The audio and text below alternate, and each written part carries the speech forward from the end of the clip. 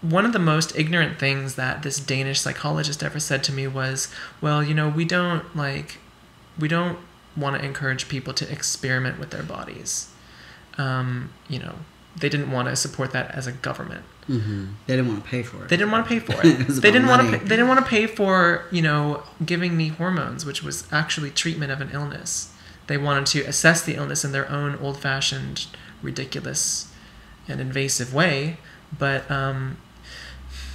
I think that exactly the opposite, that everyone should be encouraged to experiment with themselves and their gender and their identity, because, you only get one life, and it's worth living it to the fullest. And that's all I'll say about that. Well, I think that people decide to transition for hugely different reasons. I mean, I think some people like me do it to correct some body dysphoria, but they don't necessarily like the world of men or masculinity. They don't embrace a binary system.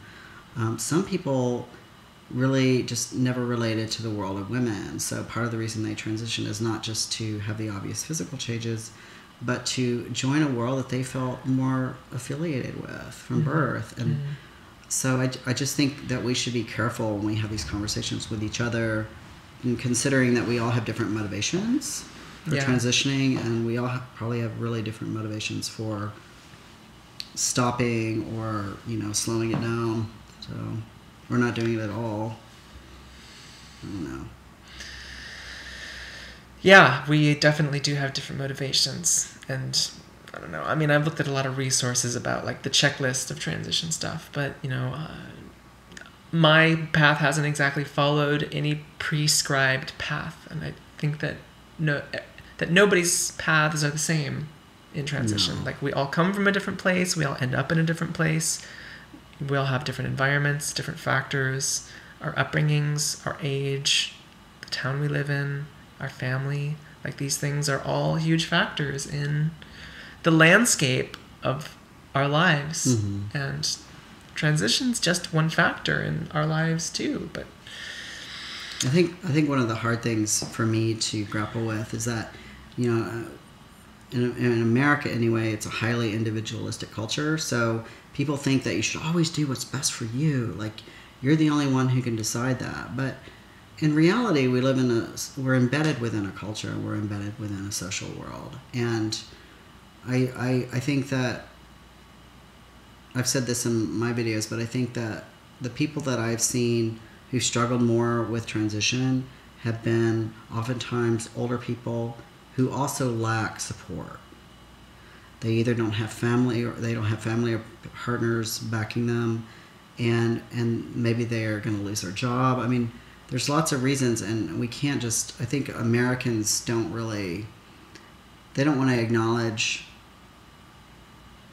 how powerful those forces are outside of ourselves that do impact our quality of life. And I consider myself to be actually a fairly strong person. I am a neurotic person, but I'm also not afraid to do difficult things. So I'm always going to identify as transgender, but I think I'm looking at different ways of labeling myself, different ways of dating, different ways of being in the world, because I really want to kind of join a more mainstream, broader world, because I felt kind of cut off since transitioning by choice, because I wanted to immerse myself in the whole trans culture. But I do need to change what I'm doing because I'm frustrated. Yeah. If you're frustrated, that means there's a problem and you should fix it. That's right. So, I gotta figure out what's wrong. Own it. I'm gonna own it. I'm gonna work. I mean, I've been thinking also about identity. There's the local support group here in Seattle called Ingersoll, and I was there the other night, I guess it was last week, and we were talking about, I'm trying to remember exactly how the process went. We were talking about things that can still trigger dysphoria and regrets about not transitioning earlier in life and all this stuff. And I was sitting there listening to the conversation and thinking, and I started thinking about, the time, I had an opportunity to transition when I was 15. there was a period of a couple of months where I was seeing a therapist, and I basically told this therapist, I was seeing a therapist about these stomach problems I was having. Long story. But I was there talking to him just to see if there was anything mentally wrong with me. And I talked to this guy about sort of everything on my mind except my gender issues. I didn't tell him that I was curious about what it was like to be a girl. And I really think that if I had, that could have started me on the path to transition as a teenager at a time when I didn't really know that was really a possibility. Mm. And then, but I didn't take that chance, right? So I spent the next 10 years living as a man.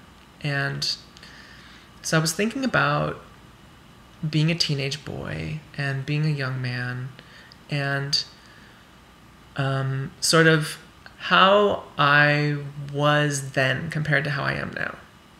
And especially how I was compared to men that I interact with now. I work in tech, I interact with a lot of men, and men and women act differently than men do. So it's like I see things in male culture now that I never did before. Totally. And so, but I was thinking about this guy that I was. Like, one of my reasons for transitioning was not self-loathing. Like, I actually liked who I was. And I spent so long sort of trying to sort out my gender issues these last few years that it's like I lost some perspective about how I felt up until the time when I realized I needed to transition. The years beforehand when just my gender wasn't a blocker for my happiness. And I was actually really, I realized in thinking about all this that I was a really special guy. Mm. I was not like other men. I was really like sweet and attentive and I don't know, genuine about women in ways that I think are rare among men. Absolutely. And I really didn't like myself back then. I was always lonely because I had never had a girlfriend, because I think a lot of girls just interpreted my sweetness as desperation, and I think it became desperation over time. But I didn't love myself, and I really do love myself now. And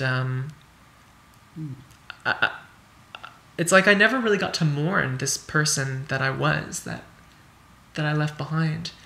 It's like I went through this mourning period with my family and with some of my friends, but I never went through it myself. So just like, I don't know.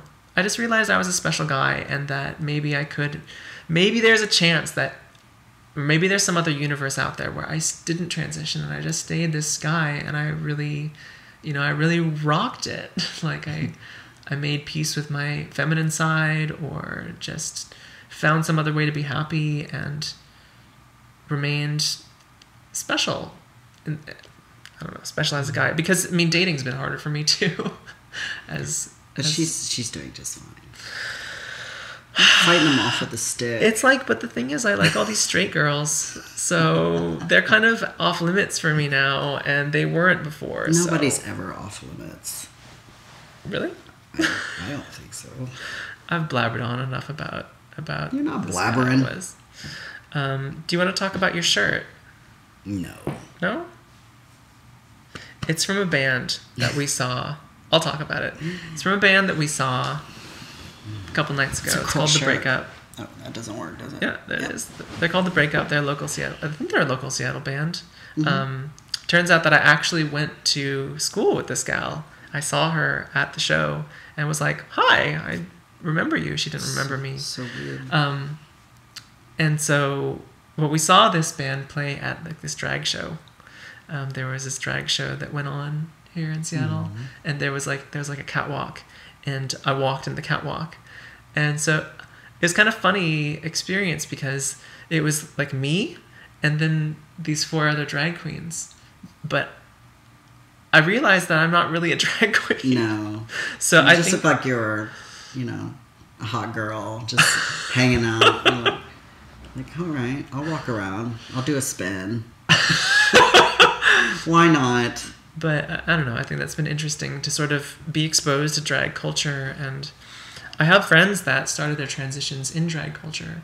But it's like seeing the invisible lines between sort of classes of gender, if you will, or classes of personality types. I don't know. It made me realize I wasn't a drag queen, and I think that that's a good thing. And I mean, I have nothing. There's no problem with drag queens, but I don't know if I'll do any other drag queen catwalks. I think you should do a drag king. You think I should do a drag king? Yeah. That would be hilarious. That would be I kind could of put on a funny. mustache. Yeah, some just over masculine person. Like a lumberjack or... You could just do a tech nerd. I'm a lumberjack and I'm okay. Honestly. Bringing it back around. Was there something else that we wanted to talk about? This is long. It's okay. We can cut it up. Okay. We can put one part on yours and one part on mine. Okay, that's one way to do it. Divide the baby like Solomon. Was that King Solomon that divided the baby into? Mm-hmm. See, even my examples are hardcore and gothic. I think your examples Seattle's are bringing nice. it out. Oh, Seattle brings out the best in people. There's some cool clothes here. There's some cool clothes here. Oh, you should show your hoodie. I did. I don't think. Well, It's not on you the- want. Well, it'll be Isn't on it? the other clip, But which clip? not from this angle. Never mind. I have a zebra hoodie. It's an awesome zebra I hoodie. think it's on this clip. We've been talking so long, we don't even know. Well, we've been recording for like 30 minutes. Okay.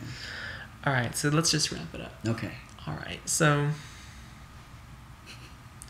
Samantha and Carson signing off. Are you saluting?